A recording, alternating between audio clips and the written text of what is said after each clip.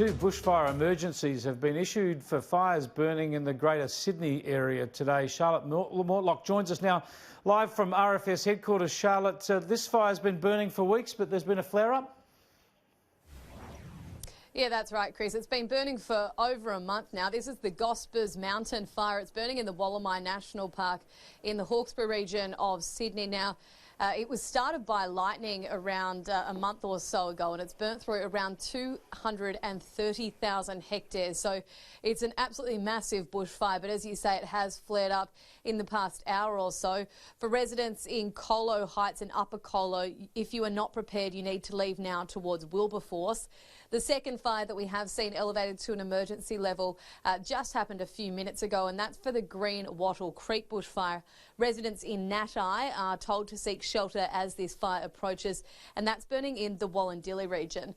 Now, additionally to that, there are 8 bushfires burning at a Watch and Act level across New South Wales. As we see the temperatures peak throughout the day, we've also got low humidity and moderate winds coming through. Mix that with the very dry, combustible and flammable fuel that we have on the ground thanks to the drought that we have persisting across much of eastern Australia. We are likely to see some of those elevated to an emergency warning later throughout the day. At the moment, around 100 bushfires burning across the state.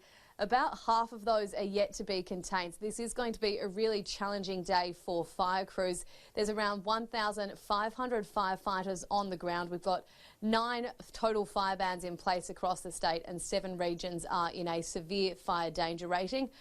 So far this bushfire season, we've seen more than 2 million hectares of bushland burnt, 650 homes plus lost to fires, and also 6 lives. So unfortunately, it does seem to be a pattern that is going to continue right throughout summer.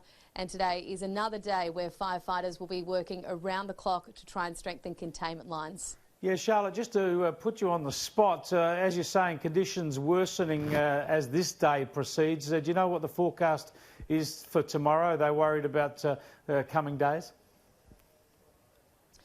Well, the real focus is going to be on tonight, and the problem is we aren't actually expecting the wind direction change to come through certainly the Greater Sydney region, which really is the focus today, the Greater Sydney and Hunter region, until later this evening. So it is going to be a really, really long afternoon.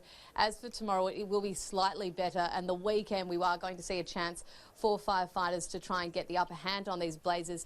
But Chris, this is definitely something that's cyclical throughout summer. We're seeing about 3 or 4 days of persisting heat and strong winds, and then we're seeing 3 or 4 days where they try and gain the upper hand. But it's just so hard for them to try and strengthen containment lines. As I just said, that Gospers Mountain Fire, it's around 230,000 hectares big. So to try and get the parameters of that under control by firefighters, it's near impossible in just the few days that we're getting of reprieve between these hot conditions. Indeed, yeah. Only a good soak is going to extinguish those completely. Thanks so much for joining us, Charlotte.